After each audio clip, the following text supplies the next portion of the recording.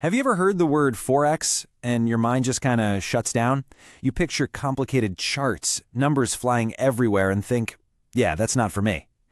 Well, you're definitely not alone. But what if I told you the big ideas behind it are way simpler than they seem? Let's pull back the curtain and figure this thing out. Right? Let's just tackle this head on. You've probably heard someone say this, maybe you've even thought it yourself. Forex has this reputation for being super risky, basically like heading to a casino. And honestly, those worries make a lot of sense. But is that reputation the whole story? Because while some people are worried about the risk, they might be missing the sheer mind-boggling scale of it all. Get this, $5.3 trillion. That is the average amount of money traded in the Forex market. Not per year, not per month, every single day. This isn't some small corner of the financial world. It is by far the biggest market on the entire planet. And just to really put that number into perspective, look at this. The daily trading volume in Forex makes the New York Stock Exchange and the London Stock Exchange, the ones you always see in the movies, look tiny. It absolutely dwarfs them combined. It's this massive, non-stop, 24-hour global engine that pretty much never sleeps. Okay, so how in the world do you even start to make sense of a market that big? Well, like anything, you start by learning the language. And the most basic word, the absolute building block of everything, is the currency pair. So a currency pair is really just a simple comparison. It's the value of one currency versus another. Let's take the most traded pair in the world, Euro-USD. The first one, the euro, that's called the base currency. The second one, the US dollar, is the quote currency.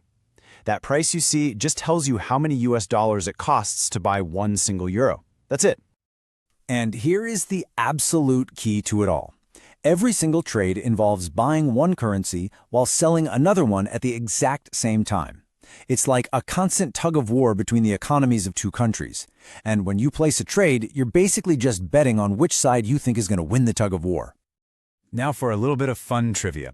Traders have their own slang, so if you ever hear someone talking about trading cable, they're not talking about their TV subscription. They mean the British pound versus the US dollar. And the name is awesome. It literally comes from the 1800s, when the exchange rate was physically sent across the Atlantic Ocean through a giant telegraph cable. And of course, traders have a sense of humor. So, in keeping with that old tradition, what do you think they call the modern Euro-USD pair? Fiber. It's a perfect little nod to history. Upgrading that old copper cable to the fiber optic lines that zip information around the world today. All right, so we get what we're trading now, these currency pairs. But now for the big question, how do you actually trade them? Well, it all boils down to two very basic actions. If you get these, you get the game. So, you can either go long or you can go short. Going long is probably what you'd expect. You buy a currency pair because you think the base currency is about to get stronger. But here's the really cool part. You can also go short. You can sell the pair if you think the base currency is going to get weaker. This is so important because it means traders can potentially find opportunities whether a currency is shooting up or tumbling down. Okay, next up is probably one of the most powerful and, let's be honest, most dangerous tools in trading. It's called leverage. Put simply, leverage lets you control a whole lot of money with just a little bit of your own. Think of it like a financial megaphone. It makes everything louder. The way it works is pretty simple, really. First, you put down a small deposit, which is called margin. Think of it as a good faith deposit. In return, your broker lets you control a much, much larger amount of money. The result? Your trading power gets a massive boost. But, and you have to hear this part, it boosts everything. It amplifies your potential winnings, sure, but it also amplifies your potential losses just as much. It is a true double-edged sword that demands respect. So you know how to trade in either direction. You know about the tools, but how do you actually decide? When do you click buy or sell? Well, that's the million-dollar question, isn't it? And it really comes down to two main ways of thinking. We have fundamental analysis and technical analysis. And a really easy way to think about them is this. Fundamental is the why, and technical is the what. Fundamental analysts are trying to figure out why a currency might move. They're looking at the economy, the news, all that big picture stuff. Technical analysts, they don't care so much about the why. They're just asking, what is the price doing right now, and using charts to guess what it'll do next. So a fundamental trader is kind of like an economic detective. They're hunting for clues in things like unemployment reports, they're listening closely when a central bank talks about changing interest rates, and they're watching major world events. They're trying to figure out if a country's economy is getting healthier or sicker, because that will eventually affect its currency.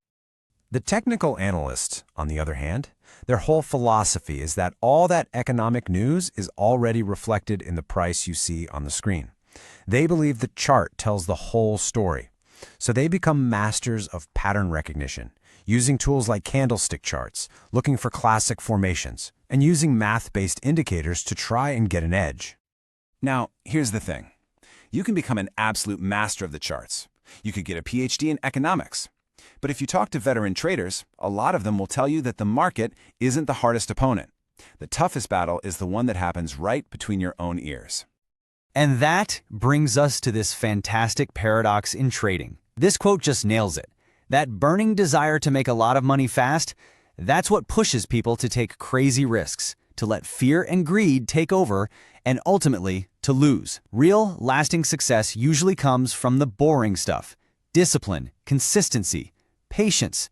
It comes from doing it slowly. So, after all is said and done, after you learn about the pairs, the leverage, the two types of analysis, the real journey starts. In this huge world of numbers and data and charts, maybe the most unpredictable factor isn't in the market at all. Maybe the final boss in this game is you. Something to think about.